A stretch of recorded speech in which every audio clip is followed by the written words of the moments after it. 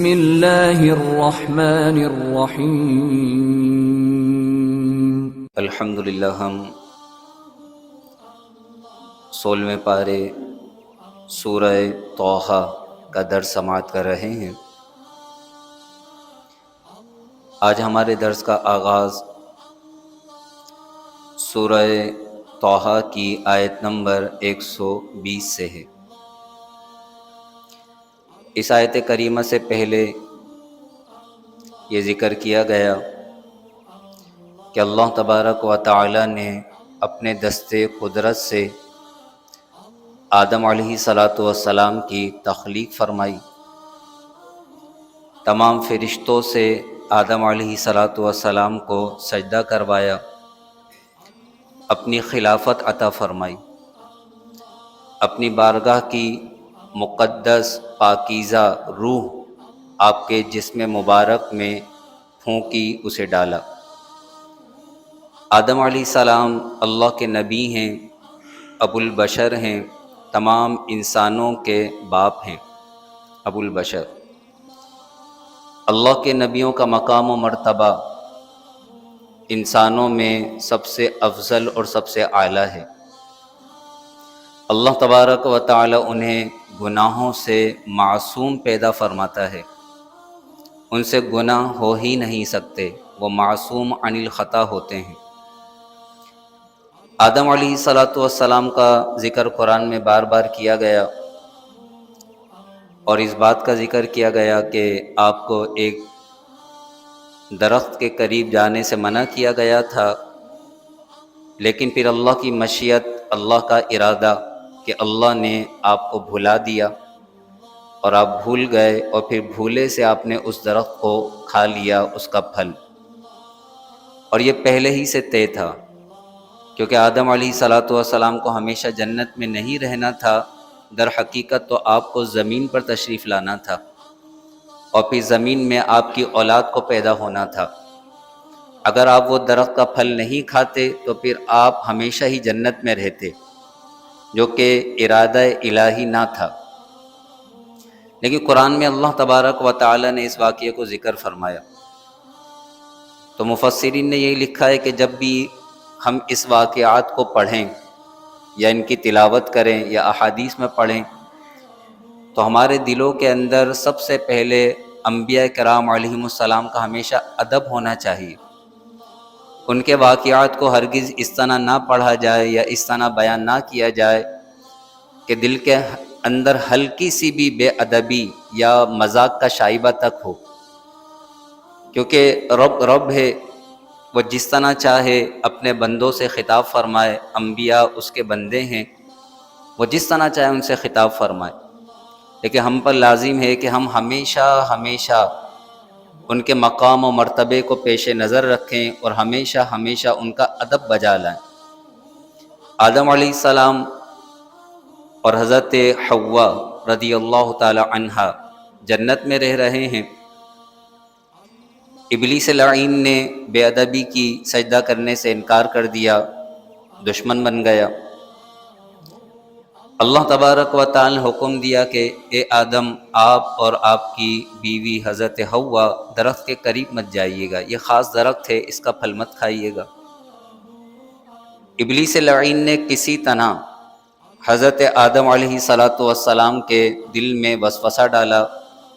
وہ وسوسہ کس طرح ڈالا گیا اللہ ہی جانتا ہے۔ جنت میں داخل ہو کر یا جنت کے باہر کھڑے ہو کر وہ جس طرح بھی بات چیت ہوئی وہ رب جانتا ہے۔ ابلیس لعین نے آدم علیہ السلام کے دل میں وسوسہ ڈالا اور مختلف باتیں کی، قرآن میں مختلف مقامات پر مختلف ذکر ہیں، اور اس نے قسم کھا کر اللہ کے نام کی قسم کھا کر اس نے کہا کہ میں تمہارا خیر خواہ ہوں۔ وَقَاسَمَهُمَا إِنِّي لَكُمَا لَمِنَ النَّاصِحِينَ، قرآن میں یہ ذکر ہے۔ جب اس نے اللہ کی قسم کھا کر کہا تھا کہ میں تمہارا خیر خواہ ہوں، تو آدم علیہ السلام نے یہ جانا کہ اللہ کے نام کی قسم کوئی جھوٹی تو نہیں کھا سکتا، یہ سچ بول رہا ہے۔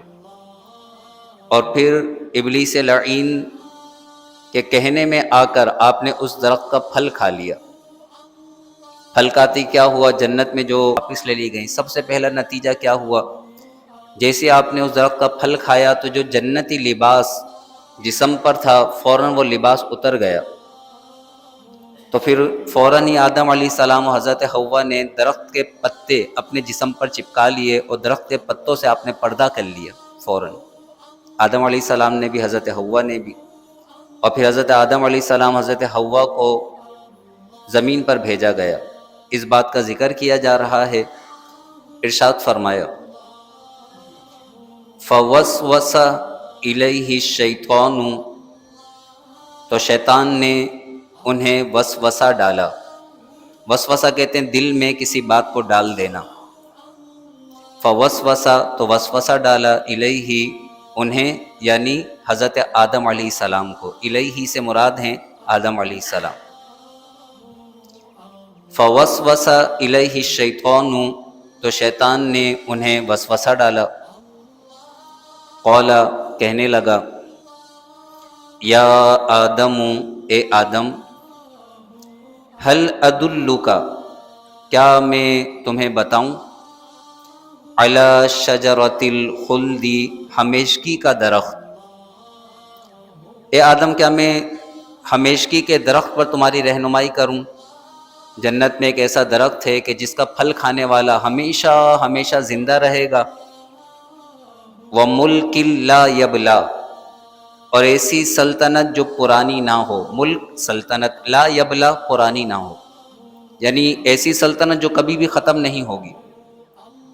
گفتگو کی شیطان نے آدم علیہ السلام سے، کہنے لگا میں آپ کو ایک ایسا درخت بتاتا ہوں، اگر آپ اس کا پھل کھائیں گے تو ہمیشہ ہمیشہ زندہ رہیں گے، کبھی بھی موت نہیں آئے گی، اور ایسی سلطنت آپ کو عطا کی جائے گی کہ وہ سلطنت کبھی بھی ختم نہیں ہوگی۔ اور یہ قسمیں کھا کر اس نے کہا، اور کہا میں آپ کا خیر خواہ ہوں، میں بھلائی کی بات کر رہا ہوں، آپ کے فائدے کی بات کر رہا ہوں۔ تو شیطان لعین نے اس انداز میں گفتگو کی اور قسمیں کھا کر کہا، اور دوسرا یہ کہ وہ درخت کا پھل تو آپ کو کھانا ہی تھا، پیچھے ہم ذکر سن چکے آیت نمبر 115 میں، فنسیہ، آدم بھول گئے۔ تو آدم علیہ السلام نے اور حضرت حوا رضی اللہ تعالی عنہا نے اس درخت کا پھل کھا لیا۔ فَأَكَلَا مِنْهَا، تو دونوں نے اس سے کھا لیا۔ کھاتے ہی کیا ہوا؟ فَبَدَتْ لَهُمَا سَوْآتُهُمَا، تو ان کے لیے ان کی شرم کی چیزیں ظاہر ہو گئیں۔ وَطَفِقَا يَقْصِفَانِ عَلَيْهِمَا مِنْ وَرَقِ الْجَنَّةِ، اور وہ دونوں اپنے اوپر جنت کے پتے چپکانے لگے۔ ورق الجنہ، جنت کے پتے یعنی جنتی درختوں کے پتے۔ وطفقا یقصفانی، وہ چپکانے لگے، علیہما، اپنے اوپر، من ورق الجنہ، جنت کے پتے، جنتی درخت کے پتے اپنے اوپر چپکانے لگے۔ یعنی جنت میں بھی حیا ہی حیا ہے، بے لباس ہو جانا ایک عیب ہے، عیب، بے لباس ہو جانا۔ آج انگریز یہ کہتا ہے کہ میرا جسم میری مرضی، اور مرضی کا مطلب یہ لیتا ہے کہ بھئی بے لباس ہو کے گھومو، یہ فطرت ہے۔ یہ فطرت نہیں ہے۔ اللہ نے ہر انسان کی فطرت میں شرم و حیا کو رکھا ہے، اور اگر شرم و حیا ہی ختم ہو جائے تو پھر انسان کسی کام کا نہیں ہے، وہ جانوروں کی مثل ہے۔ اذا لم تستحی فاصنع ما شئت، یہ حضور نے فرمایا جب تم میں حیا ہی نہیں رہے تو پھر جو چاہے کرو۔ جب حیا ہی ختم ہو جائے انسان سے تو پھر انسان کسی کام کا نہیں ہے، وہ پھر جانوروں کی طرح ہے، جانوروں کو لباس نہیں دیا گیا۔ وَعَصَىٰ آدَمُ رَبَّهُ، اور آدم سے اپنے رب کے حکم میں لغزش واقع ہوئی۔ عصا کا لغوی معنی ہوتا ہے نافرمانی کرنا، لیکن آدم علیہ السلام نے نافرمانی نہیں کی تھی، آپ سے لغزش واقع ہوئی۔ قرآن میں بار بار اس کا ذکر، فَأَزَلَّهُمَا الشَّيْطَانُ، شیطان نے انہیں پھسلا دیا، شیطان نے انہیں پھسلا دیا۔ تو آدم علیہ السلام نافرمان نہیں ہیں۔ اگر کوئی آدم علیہ السلام کو نافرمان کہے گا تو اسے اپنے ایمان کی فکر کرنی چاہیے۔ اللہ کے نبی ہیں، اللہ کے نبی نافرمانی نہیں کرتے۔ وَعَصَىٰ آدَمُ رَبَّهُ، اور آدم سے اپنے رب کے حکم میں لغزش واقع ہوئی۔ فَغَوَىٰ، اور جو مطلب انہوں نے چاہا تھا اسے نہ پا سکے۔ فَغَوَىٰ غوا کا لغوی معنی ہوتا ہے گمراہ ہو جانا، لیکن غوا کی نسبت جب آدم علیہ السلام کی طرف ہے تو گمراہ ہو جانا نہیں۔ انسان جب راہ بھٹک جاتا ہے تو جس منزل تک جانا چاہتا ہے وہاں پہنچ نہیں پاتا، تو یہاں نتیجے کے اعتبار سے ترجمہ ہے فغوا، تو جو مطلب چاہا تھا اسے نہیں پایا۔ مطلب کیا چاہا تھا کہ درخت کا پھل کھائیں گے تو ہمیشہ کی زندگی حاصل ہو جائے گی اور ہمیشہ کی سلطنت حاصل ہو جائے گی، تو یہ مطلب آپ حاصل نہیں کر سکے۔ جو مطلب چاہا تھا اسے نہیں پا سکے، بلکہ الٹا ہوا، جو جنتی نعمتیں تھیں لے لی گئیں اور آپ کو زمین پر بھیج دیا گیا۔ مشقت ہی مشقت، زمین تو ہے ہی مشقت کی جگہ، پیدائش سے لے کر موت تک انسان مشقتوں سے گزرتا ہے۔ آدم علیہ السلام زمین پر تشریف لائے، جسے اگلی آیت میں حکم ہے، اور احادیث میں فرمایا گیا کہ 300 سال یا اس سے بھی زیادہ آپ آہو بکا کرتے رہے، زارو قطار روتے رہے، اور پھر آپ نے ان الفاظ سے اللہ کی بارگاہ کے اندر دعا کی، ربنا ظلمنا انفسنا وَإِن لَّمْ تَغْفِرْ لَنَا وَتَرْحَمْنَا لَنَكُونَنَّ مِنَ الْخَاسِرِينَ۔ اور ان الفاظ کے ساتھ ساتھ آپ نے حضور علیہ السلام کا وسیلہ بھی پیش فرمایا، یہ صحیح احادیث کے اندر یہ الفاظ کہے، اور پھر اس کے بعد حضور علیہ السلام کا وسیلہ پیش فرمایا تو اللہ نے آپ کی توبہ کو قبول فرمایا۔ ثم اجتباہ ربہ، پھر انہیں ان کے رب نے چن لیا، فتاب علیہ، اور ان کی توبہ کو قبول کیا، وہدا، اور انہیں راہ دکھائی۔ اب دیکھیں ہدا کا مطلب ہے ہدایت دینا۔ آدم علیہ السلام تو اللہ کے نبی ہیں، وہ تو ہدایت پر ہیں، تو ہدایت دینے کے کیا معنی ہوں گے ہدا؟ تو اس کے کئی معنی ہوتے ہیں۔ وہدا، اور راہ دکھائی، کون سی راہ دکھائی؟ اپنے قرب خاص کی، اپنے قرب خاص کی، وہدا، اور اپنے قرب خاص کی راہ دکھائی۔ مزید اللہ تبارک و تعالی نے آپ کو اپنا قرب عطا فرما دیا، مزید قرب عطا فرمایا۔ اور جب جنت کے اندر یہ درخت کا پھل کھایا تھا تو اس وقت اللہ نے فرمایا تھا، قال، اللہ نے فرمایا، قال اهبطوا منها جميعا، تم دونوں یہاں سے اتر جاؤ۔ منہا، ہا سے مراد جنت، قال اهبطوا منها جميعا، تم دونوں اس جنت سے اتر جاؤ، جنت سے زمین پر، تو جنت ہے اوپر، ساتوں آسمان کے اوپر جنت ہے۔ بعضکم لبعض عدو، تمہارے بعض بعض کے دشمن ہوں گے، کافر مسلمانوں کے دشمن ہوں گے، نافرمان فرما برداروں کے دشمن ہوں گے، تمہارے بعض بعض کے دشمن ہوں گے۔ بعضکم لبعض عدو، تمہارے بعض بعض کے دشمن ہوں گے۔ فَإِمَّا، پھر اگر، اب یہ بڑی پیاری بات ہے، اس آیت پہ غور کیجئے گا۔ اللہ نے آدم علیہ السلام کو زمین پر بھیجا، حضرت حوا کو بھیجا، اور آپ کی اولاد کو زمین میں پھیلا دیا، اور پھر انسانوں کی ہدایت اور رہنمائی کے لیے اللہ نے مختلف کتابوں کا نزول فرمایا۔ توریت نازل کی گئی، انجیل نازل کی گئی، زبور نازل کی گئی، یہ تو بڑی بڑی کتابیں، بہت سارے صحائف بھی نازل کیے گئے، اور آخر میں یہ قرآن کریم فرقان حمید نازل کیا گیا۔ اللہ نے اسی وقت فرمایا، کس وقت؟ جب آپ کو زمین پر بھیجا جا رہا تھا، فَإِمَّا يَأْتِيَنَّكُمْ مِنِّي هُدًى، پھر اگر تمہارے پاس میری طرف سے ہدایت آئے، ہدن ہدایت، فَمَنِ اتَّبَعَ هُدَايَ، تو جو میری ہدایت کی پیروی کرے گا، جو میری ہدایت پر چلے گا، میرے بتائے ہوئے طریقوں پر، میرے احکام پر، میرے حکم پر چلے گا، فَمَنِ اتَّبَعَ هُدَايَ، تو جو میری ہدایت، میرے بتائے ہوئے طریقوں پر چلے گا، فَلَا يَضِلُّ، تو وہ گمراہ نہیں ہوگا، وہ بھٹکے گا نہیں، وہ بھٹکنے سے محفوظ ہو جائے گا، گمراہ ہو جانے سے محفوظ ہو جائے گا۔ کون؟ جو اللہ کی ہدایت پر چلے گا۔ اللہ کی ہدایت کیا ہے؟ قرآن کریم فرقان حمید، ان ھذا القرآن یہدی للتی ہی اقوم، بے شک یہ قرآن سب سے سیدھا راستہ بتاتا ہے، یہ قرآن۔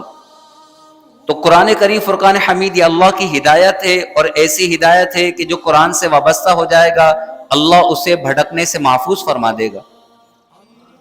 فَمَنِ اتَّبَعَ هُدَايَ، تو جو میری ہدایت پر چلے گا، فَلَا يَضِلُّ، وہ بھٹکے گا نہیں، گمراہ نہیں ہوگا، وَلَا يَشْقَى، اور نہ ہی بدبخت ہوگا۔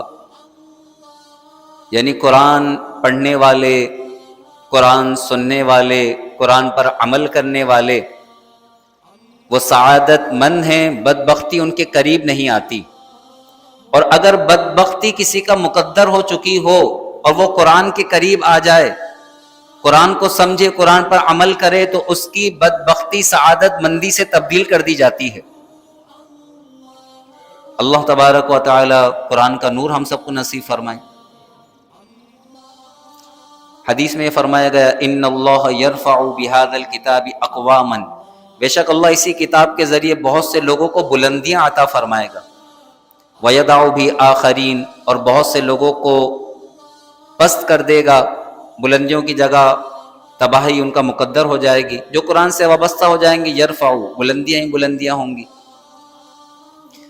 فرمایا فَمَنِ اتَّبَعَ هُدَايَ فَلَا يَضِلُّ وَلَا يَشْقَى، تو جو میری ہدایت پر چلے گا نہ تو گمراہ ہوگا اور نہ ہی بدبخت ہوگا۔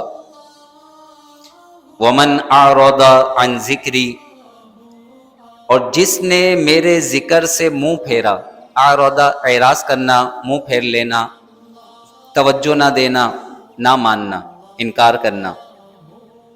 وَمَنْ أَعْرَضَ عَنْ ذِكْرِي، اور جس نے میرے ذکر سے منہ پھیرا، اور ذکری سے مراد قرآن ہے، قرآن کے ناموں میں سے ایک نام ہے ذکر۔ وَإِنَّهُ لَذِكْرٌ لَكَ وَلِقَوْمِكَ، اور بے شک یہ قرآن آپ کے لیے اور آپ کی قوم کے لیے عزت کا باعث ہے۔ ذکرن، ذکرن یہ قرآن کے ناموں میں سے ایک نام ہے، اور یہاں ذکری سے مراد ہے ہی قرآن۔ وَمَنْ أَعْرَضَ عَنْ ذِكْرِي، اور جس نے میرے ذکر سے یعنی اس قرآن سے منہ پھیرا، قرآن پر عمل نہیں کیا، قرآن کا انکار کیا، فَإِنَّ لَهُ مَعِيشَةً ضَنْكًا، تو بے شک اس کے لیے تنگ زندگانی ہے۔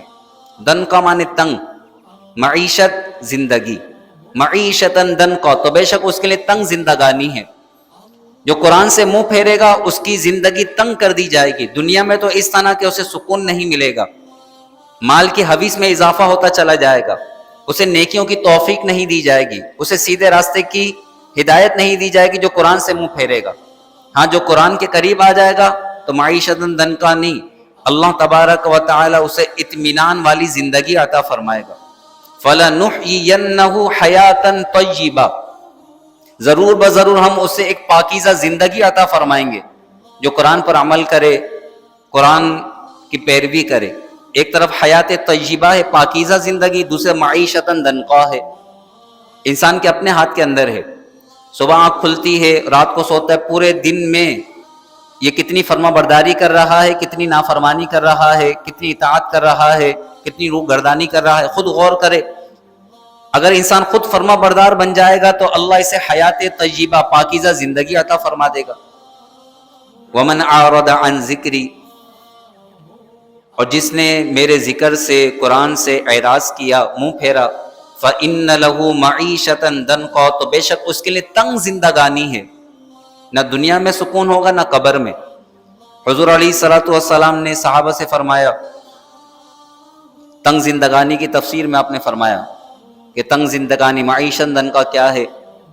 فرمایا یہ کافر کی زندگی ہے جو قبر میں ہوگی، کافر کی زندگی جو قبر میں، کہ قبر میں اس پر 99 سانپ مسلط کیے جائیں گے، ہر سانپ کے 7 ڈنک ہوں گے جو اسے پھنکاریں گے اور اسے نوچتے اور ڈستے رہیں گے قیامت کے قائم ہونے تک۔ فرمایا یہ کافر کی تنگ زندگانی ہے جو قرآن کا انکار کرنے والا ہے۔ اور جب میدان محشر میں یہ قرآن کو چھوڑنے والا، قرآن کا انکار کرنے والا اٹھے گا تو میدان محشر میں کیا ہوگا؟ جب قبروں سے اٹھائے جائیں گے، قرآن فرماتا ہے وَمَنْ أَعْرَضَ عَنْ ذِكْرِي فَإِنَّ لَهُ مَعِيشَةً ضَنْكًا، جس نے میرے ذکر سے، قرآن سے منہ پھیرا تو بے شک اس کے لیے تنگ زندگانی ہے۔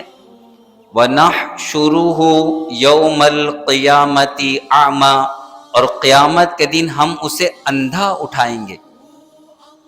قرآن کا انکار کرنے والے جب قبروں سے اٹھائے جائیں گے تو ان کی آنکھیں اندھی ہوں گی، انہیں میدان محشر میں لے جایا جائے گا، یہ ایک عذاب ہوگا ان کے لیے، اندھا اٹھایا جائے گا۔ قَالَ، وہ کہیں گے ربی، اے میرے رب، لِمَ حَشَرْتَنِي أَعْمَى، تو نے مجھے اندھا کیوں اٹھایا؟ وَقَدْ كُنْتُ بَصِيرًا، حالانکہ میں تو آنکھ والا تھا، دنیا میں تو میری آنکھیں تھیں، لیکن تو نے مجھے اس میدان محشر میں قیامت کے اندھا کر کے کیوں اٹھایا؟ قال اللہ فرمائے گا کذالک اسی طرح اتت کا آیاتنا تیرے پاس ہماری آیتیں آئیں. کذالک اسی طرح اتت کا آیاتنا تیرے پاس ہماری آیتیں آئیں فنسیتھا تو تو نے انہیں بھلا دیا. تو نے ہماری آیات کی طرف توجہ نہیں کی, تو نے ہماری آیات کو سمجھا نہیں, تو نے ہماری آیات کو پڑھا نہیں, تو نے ہماری آیات پر عمل نہیں کیا, ان سے روگردانی کی, ان سے اعراض کیا, ان سے منہ پھیرا, ان کا انکار کر دیا. یہ ہے کافر کا حال. لیکن بہت سے مسلمان ایسے ہیں جو قرآن نہ سمجھنے کی وجہ سے جب ان کے سامنے قرآن کا مسئلہ بیان کیا جاتا ہے تو وہ ڈائریکٹ انکار کر دیتے ہیں. بہت سے مسلمان ایسے ہیں, ان کے سامنے وراثت کا مسئلہ بیان کیا جائے تو چونکہ اس مسئلے میں ان کا نقصان ہو رہا ہوتا ہے, کیا گھر کو بیچ کر بہنوں کو حصہ دیں؟ نہیں, ایسا کچھ بھی نہیں ہے, نعوذ باللہ من ذالک. تو قرآن کی آیتیں بھی اگر ان کے سامنے پڑھی جائیں لیکن چونکہ ان کا نقصان ہو رہا ہوتا ہے تو مولویوں کی باتیں یہ کہہ کر وہ قرآن کا انکار کر دیتے ہیں, قرآن کا انکار کر دیتے ہیں. یعنی بہت سارے ایسے احکام ہیں کہ جب لوگوں کے سامنے بیان کیے جاتے ہیں, واضح قرآن کے احکام ہیں, واضح نکاح کے معاملات کے اندر, طلاق کے معاملات کے اندر 3 طلاقیں دے دی, اس کے بعد کے جو معاملات ہیں, اب قرآن کی آیت ہے فَإِن طَلَّقَ فَلَا تَحِلُّ لَهُ مِن بَعْدُ حَتَّى تَنكِحَ زَوْجًا غَيْرَهُ, یہ قرآن کی آیت ہے. اگر شوہر نے تیسری طلاق دے دی تو اب یہ پہلے شوہر کے لیے حلال نہیں ہوگی جب تک دوسرے شوہر سے نکاح نہ کرے. یہ واضح حکم ہے. فَإِن طَلَّقَهَا فَلَا تَحِلُّ لَهُ مِن بَعْدُ حَتَّى تَنكِحَ زَوْجًا غَيْرَهُ, قرآن کی واضح آیت ہے. لیکن بہت سے لوگ ہیں یا تو انجانے میں یا جان بوجھ کر صرف دنیاوی محبت کی وجہ سے یا دنیاوی لذت کی وجہ سے وہ آیت کا انکار کر دیتے ہیں, بولتے ہم نہیں مانتے. نعوذ باللہ. یہ میں 1-2 مثالیں بیان کر رہا ہوں, بہت ساری ایسی باتیں. انسان کا جب اپنا فائدہ ہو رہا ہوتا ہے اور قرآن پر عمل کرنے میں نقصان ہوتا ہے تو وہ انکار کر دیتا ہے. اللہ تبارک و تعالی پھر میدان محشر میں بڑی سخت اذیت کے ساتھ انہیں اٹھائے گا اور وہ کہیں گے اے میرے رب مجھے اندھا کر کے کیوں اٹھایا حالانکہ میں تو آنکھ والا تھا. قال اللہ فرمائے گا کذالک اتت کا آیاتنا, اسی طرح تیرے پاس ہماری آیتیں آئیں, ہم نے تو احکام واضح بیان کیے تھے. یہ قرآن روشن قرآن مبین ہے, واضح احکام ہیں. فنسیتھا تو نے انہیں بھلا دیا. وَكَذَلِكَ الْيَوْمَ تُنْسَى اسی طرح آج کے دن تجھے چھوڑ دیا جائے گا. تنسا تجھے چھوڑ دیا جائے گا, بے یار و مددگار, تیری مدد کے لیے کوئی نہیں آئے گا, تجھے جہنم کے عذابات میں چھوڑ دیا جائے گا, کوئی تیری مدد کرنے والا نہیں ہوگا. وَكَذَلِكَ الْيَوْمَ تُنْسَى اور اسی طرح آج کے دن تجھے چھوڑ دیا جائے گا. وَكَذَلِكَ نَجْزِي اور اسی طرح ہم بدلہ دیتے ہیں, نجزی بدلہ دیں گے, من اسرفا جو حد سے بڑھے, وَلَمْ يُؤْمِن بِآيَاتِ رَبِّي اور اپنے رب کی آیات پر ایمان نہ لائے. جو اپنے رب کی آیات پر ایمان نہیں لائے گا, حد سے بڑھے گا, اسے اسی طرح سزا دی جائے گی, اسی طرح اس کے ساتھ سخت معاملات کیے جائیں گے. وَلَعَذَابُ الْآخِرَةِ اور ضرور آخرت کا عذاب, اشد وہ بڑا شدید ہے, بڑا سخت ہے, وَأَبْقَى اور باقی رہنے والا ہے. اور آخرت کا عذاب بڑا سخت ہے اور باقی رہنے والا ہے, ختم نہیں ہوگا. ہر لمحے اس عذاب میں اضافہ ہی ہوتا چلا جائے گا. ابقا دائمی عذاب ہے کافر کے لیے. افلم یہدی لہم کیا انہیں ہدایت نہ ملی, یہدی لہم کم اہلکنا قبلہم من القرون کہ ہم نے ان سے پہلے کتنی قوموں کو ہلاک کر دیا. قرون کتنی قومیں, کیا کفار مکہ کو اس بات سے ہدایت نہیں ملی کہ ہم نے ان سے پہلے کتنی قومیں ہلاک کر دی؟ وہ قومیں کیوں ہلاک کی گئیں؟ کہ انہوں نے اپنے رب کے احکامات کا انکار کیا, رسولوں کا مذاق اڑایا, اللہ کے کلام کا مذاق اڑایا, مہلت دی گئی ایک وقت تک اور پھر اس کے بعد انہیں ہلاک کر دیا گیا. افلم یہدی لہم کیا انہیں ہدایت نصیب نہیں ہوئی, ہدایت نہیں ملی. کم اہلکنا قبلہم من القرون کہ ہم نے ان سے پہلے کتنی قومیں ہلاک کر دی. یمشون فی مساکنہم یہ ان کے بسنے کی جگہوں میں چلتے ہیں. کفار مکہ اپنی تجارت کے سفر میں کبھی قوم عاد کی بستیوں کے قریب سے گزرتے تھے, کبھی قوم سمود کی بستیوں کے قریب سے گزرتے تھے. یہ اپنی نگاہوں سے ان تباہ شدہ بستیوں کو دیکھتے تھے کہ ان پر اللہ کا عذاب آیا, اور یہ جانتے بھی تھے عذاب کیوں آیا, لیکن اس کے باوجود کفر و شرک میں مبتلا تھے. تو اللہ فرماتا ہے کہ یہ دیکھنے کے باوجود عبرت حاصل نہیں کرتے, انہیں نصیحت نہیں ہوتی. آج دیکھا جائے تو ہمارا بھی یہی حال ہے، باتیں تو کرتے ہیں لیکن سیدھی راہ پر چلنے کے لیے کوئی تیار نہیں۔ زلزلہ آتا ہے، وقت گزرتا ہے، انسان بھول جاتا ہے۔ رمضان کے دنوں میں زلزلہ آیا، 2005 کا زلزلہ، انسان دیکھتا ہے۔